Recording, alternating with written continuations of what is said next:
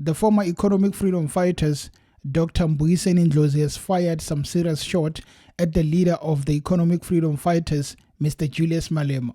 The matter is in regards to the participation of General Mkhwanazi in the committee versus the commission of inquiry. So basically, Julius Malema, who's in the ad hoc committee into the allegations of Mkhwanazi, is saying that we cannot really wait and not call Mkhwanazi. We must subpoena him if it is the last thing we have to do to get him to appear before us before the 24th of September.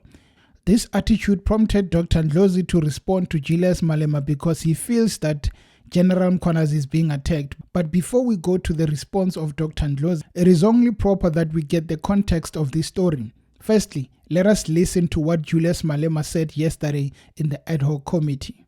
That's how junior you are. And you want us to participate in a committee like this that has been juniorized? There is some senior committee called a commission. We've been juniorized. You have turned this committee into a toothless body. It is going to be the most useless body. I'm not even sure if some of us can continue participating in such a committee that agrees on something and do something else. Mkhwanazi, subpoena does not mean Mkhwanazi is wrong. If you don't know English, it's none of my problems. It's none of my baby to feed Malta Bella. Mkhwanazi must be subpoenaed because what Mkhwanazi said is important and cannot be postponed for a day. It's very urgent. But all of a sudden, even if Mkhwanazi becomes the last, that's fine. We can look at other people. Why? Because you don't want the truth. And you create an impression that you want the truth. You don't want the truth. I am here to seek the truth. That's why I'm saying Mkhwanazi must be subpoenaed. Mkhwanazi must come. We have nothing to do with the commission. We can never use a material of the commission in our committee. Mkhwanazi must write an affidavit directed to our chairperson, and that becomes a document of our committee. Soon after Julius Malema said all those things in the ad hoc committee, Dr. Ndlozi decided to hop onto X and write a lengthy post in response to Julius Malema on what he was saying to General Mkhwanazi.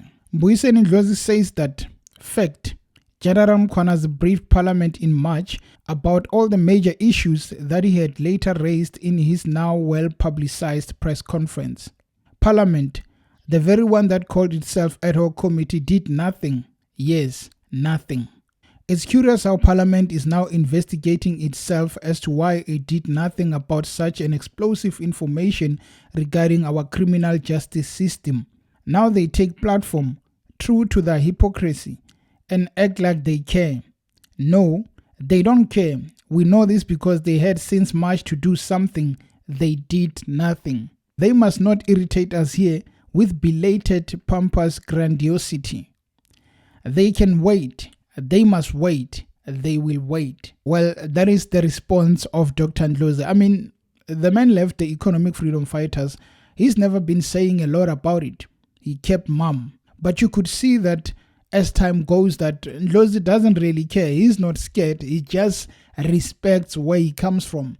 But this, if you think it is just a post, you are lying to yourself. This is a direct response to what Julius Malema has been doing. I mean, this is a scholar. You don't expect Dr. Ndlozi to go and name drop. He's basically just hitting at Julius Malema without really mentioning his name. Let's go back to what he says. He says, now they take platform, true to their hypocrisy, and act like they care. No, they don't care. We know this because they had since March to do something. They did nothing.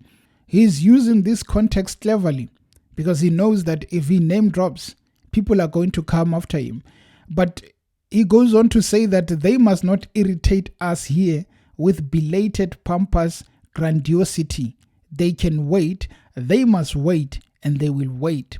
This is in relation to what Julius Malema is basically saying about the fact that we cannot really wait for the 24th of September. I mean, if you go back to the ad hoc committee yesterday, a lot of them adopted the decision to say that, well, we don't have any choice but to postpone the committee because we want to start with General Mkhwanazi. The EFF, more specifically Julius Malema, was against that, saying We don't really have to wait. We don't really have to postpone. We can just subpoena this man so that he can come before us. That which you call commission of inquiry has no teeth. It's toothless. It doesn't bite. So us as the committee, we have more power and we have to make a decision. So Ndlozi basically says, whether you like it or not, you are going to wait. You will wait because you have done nothing since March. Well, this now shows that the man is standing on business. I mean, he left the economic freedom fighters not willingly. They forced him out. And after leaving, you wonder, is he going to stay as a radio presenter or is he going to make a decision into another political party? Well, I've seen that he's very close with Thabo Mbeki. One could really wonder, are they preparing him into the ANC or is it just a normal friendship? Also, on the other hand, the Africa Maibuye movement has just been established. Is Ndlozi going to be thinking about, well, maybe I should go back to politics after completing 1 year in radio, Power FM? So if he decides that there are two things he can go to, the ANC or the African Maibuye movement that is led by his friend Floyd Shibambo. That's how junior you are. And you want us to participate in a committee like this that has been juniorized? There is some senior committee called a commission. We're being juniorized. You have turned this committee into a toothless body. It is going to be the most useless body. I'm not even sure if some of us can continue participating in such a committee that agrees on something and do something else. Mkhwanazi, subpoena does not mean Mkhwanazi is wrong. If you don't know English, it's none of my problems. It's none of my baby to feed Malta Bella.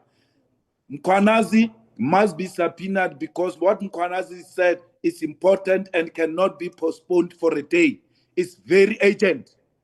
But all of a sudden, even if Mkhwanazi becomes the last, that's fine. We can look at other people. Why? Because you don't want the truth. And you create an impression that you want the truth. You don't want the truth. I am here to seek the truth. That's why I'm saying Mkhwanazi must be subpoenaed. Mkhwanazi must come. We have nothing to do with the commission. We can never use a material of the commission in our committee. Mkhwanazi must write an affidavit directed to our chairperson, and that becomes a document of our committee. Any other thing, it's a hearsay. We don't want that. We want that which has been said to us by Mkhwanazi and the rest of them. I don't know what you're doing with Deputy Minister Cyril. To show that you want to make this thing useless, you have put in deputy ministers with no powers. I don't know what they're going to tell you. I don't know what you want to get from those people. You are getting deputy ministers because you want to render this committee useless. That's what you're doing. And we don't agree with any of the proposals. We don't change any terms of reference. We want Mkhwanazi as number one. If you can't get him through lovey-dovey approach, subpoenaing, we are not doing anything outside the terms of reference.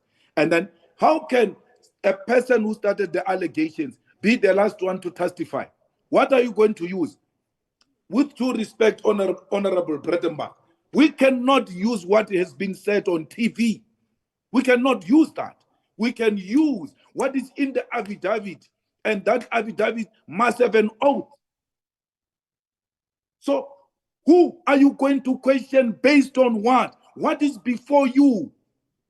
We need something before us. And the person who can give that is Mkhwanazi. He has to come. Even if it means stopping half the way to go and appear into the commission, finish, come back, that's fine. But he has to come to us. Without Mkhwanazi, we are toothless, we are useless, we don't know what we're talking about. Someone is alleging here. You go and ask someone else, or Baru, you did 1, 2, 3. Or go and ask the person who said, I did that, and give you a proof. They say Sibia has stolen or taken the dockets. That's one of the allegations. Of course, we know the dockets have been returned or whatever the case might be. We are going to go to Sibia and say to Sibia, where are the dockets? I never took any dockets. Don't know, what do you mean? He says, go to the person who says, I stole the dockets. to give you evidence that I took the docket. It doesn't work like that.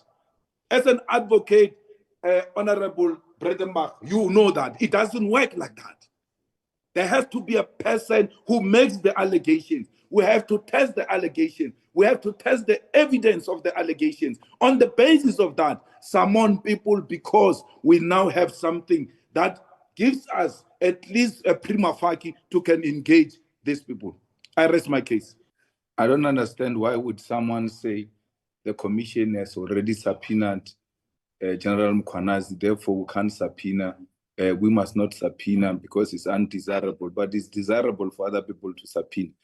It's irrational, it's unreasonable.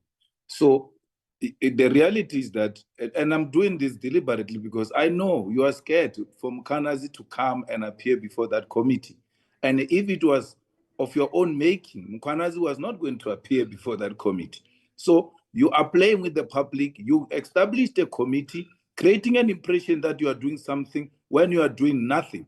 You are busy over nothing. So the reality of the situation is that you don't want Mkhwanazi. And even when that time comes, you are going to start other excuses. There is nothing that stops Mkhwanazi from coming to us. You have now created an impression that this commission is bigger than us. And we as parliament must be going to the commission. The commission people never say, let's go to parliament to hear what that parliament is saying.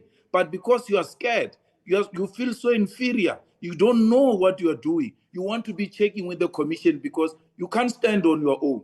So we maintain that Mkhwanazi must be subpoenaed. And a person who doesn't appear before your committee won't say to you, I want to appear before your committee, hey, and I'm defying. Where have you ever had that? They are going to give you all manner of reasons. And one of the reasons is the reason we're given. No, I'm busy with these other people. A person postpones you without a date of a commission and agree to appear to a commission which does not have a date. It only announced the date a few days ago. And you accept that as being reasonable. And you accept that as not something that you can subpoena on. I know you don't want to subpoena because you don't want General Mkhwanazi to appear before the committee. When I spoke in this committee last week, they were saying, yeah, why is he attacking Mkhwanazi? He's hiding something. I'm not hiding something. That's why I'm saying Mkhwanazi come. Even if he comes tomorrow, we want him to come. The South Africans must decide whether they want Mkhwanazi to come before the committee or not. It can't be when we're trying to get Mkhwanazi as soon as possible to appear before this committee. It means we're hiding something. That is the highest form of stupidity, Chair. We'll be bound by the decision of the majority.